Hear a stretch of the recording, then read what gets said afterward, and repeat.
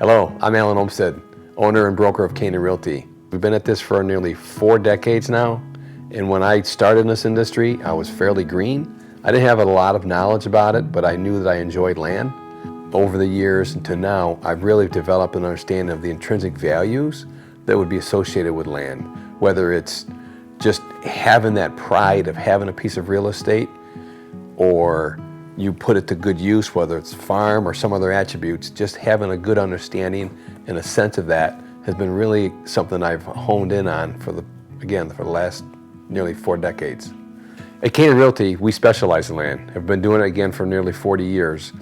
But when somebody comes along and wants to understand what that really looks like, it takes many forms. To one person, it may be for hunting. Another one, it may be for their new business. Another could be farming or your house, any of those options. So it means different things to a lot of people. Be happy to unpack that with you. Let's start off by talking about buying land for your house. We do sell houses as well, but let's focus on the land aspect of it and how that benefits you owning your own piece of real estate to build your own home. There's a lot of benefits to that. You've got the ability to design exactly what you want in the exact location you're comfortable with, and all those attributes that go along with that pride of home ownership on your own piece of property. When you're considering where you're going to build your home on a beautiful piece of land, it could be in a suburban area, urban, or very rural. It really depends upon your desires and your criterias, but no matter where you choose, having that piece of land and building the home you design has a tremendous value to you. Over the years, I've seen a tremendous number of buyers that we've worked with.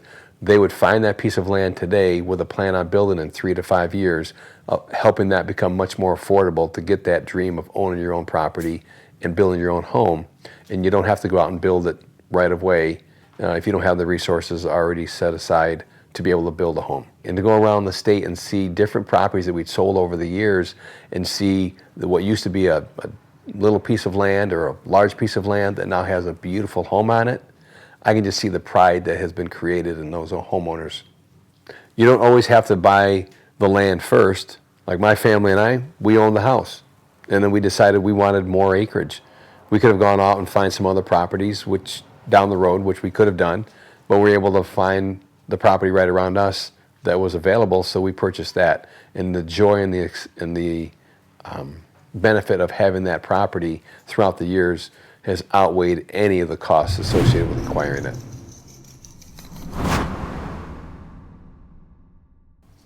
Let's talk about land as a business opportunity, whether it's going to be for agricultural or some other operation. There's many different ways that this takes formation. For example, land as a retail with your office spaces, industrial use, farm operations where you can do crops, or agritourism, which is really popular. A funny story, one of my clients took a raw piece of land and they built it up into their agritourism business over decades.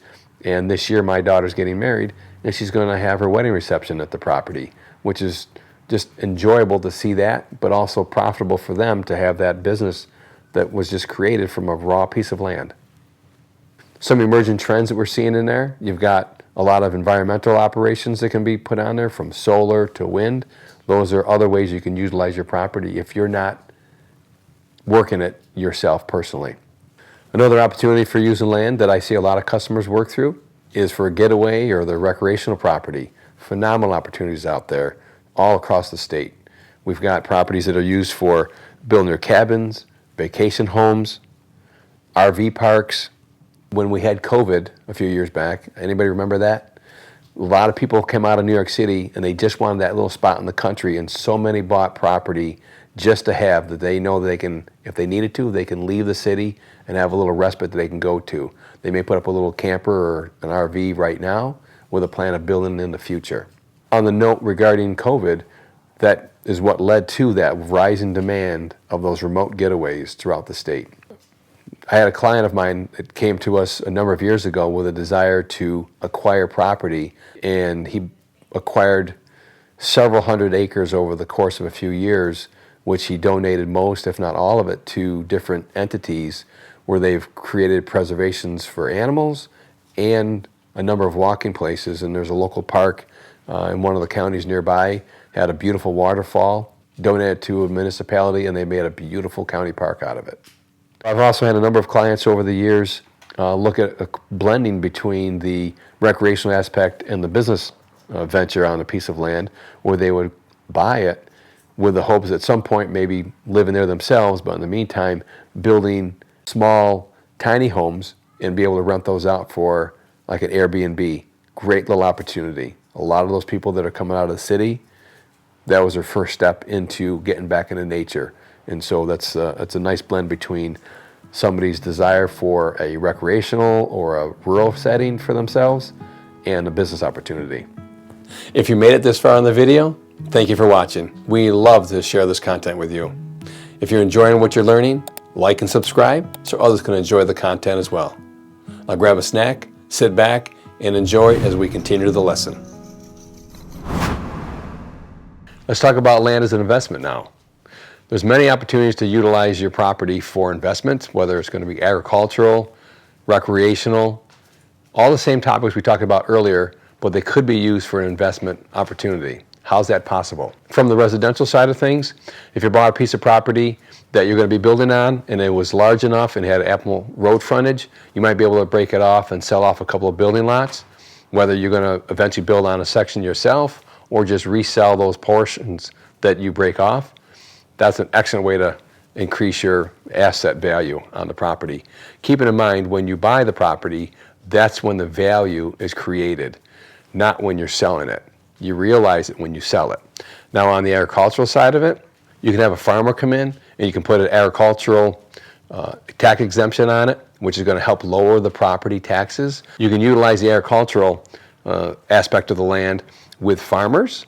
If you're not going to operate it yourself and grow something and be able to sell that product, whether it's wildflowers, corn, or some product, like we had one client, he grew lavender. Incredible opportunity for an investment there. They just grew lavender and sold it and had a lavender fest every year. Great opportunity. Blueberries, great opportunity. But if you're going to have another farmer operate it for you, to get a tax benefit, you can have that farmer go to the town assessors and help you lower your tax rates or your tax burden and get a little bit of a benefit from that. I've seen a lot of people that eventually were going to be building their home on the property, but not right away. Allowed a farmer to utilize it, maintaining the property for them so it doesn't grow into trees where there was an open field, and get a little bit of a tax break, so you get a double benefit of that. Plus you're helping the local economy and local farmers be able to meet their growth quotas for their harvest needs. Other opportunities, timber. If you've got some woods on there, you can manage that. You can put in a 488 program and have a little bit of a tax savings, which we can talk more about that later. Or you can go ahead and have a harvest done. Bring a forester out, see if there's any timber value that you can harvest now. I wouldn't recommend clear cutting the timber. However, if it's going to be used for farm fields, it might be an okay operation. But if you're doing a select cut, great way to have a little bit of help keeping the taxes paid and maybe put a little bit of asset in the bank. If there's enough, might be able to put a little savings away, build a nest egg for your kids when they go to college. I've seen a number of clients do that.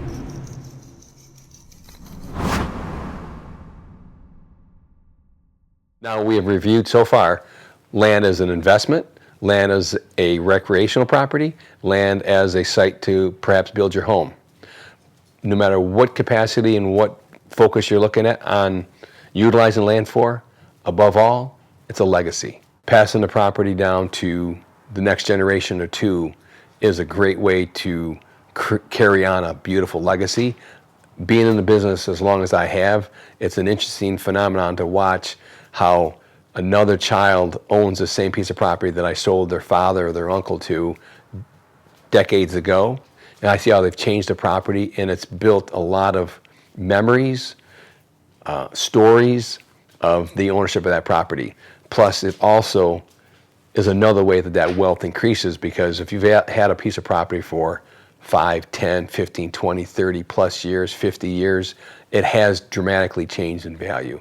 It doesn't matter where you are, it has increased in value, and that's a great hedge against inflation. Besides the value, the legacy you're building on it, just the emotional connection, whether it's grandpa walking with one of his grandkids that on the piece of property that he's planted trees on, or just walking around the backyard of this home that they built a number of years ago. That legacy starts and continues on for generations. It's just a great way to experience the emotional side of this asset known as land.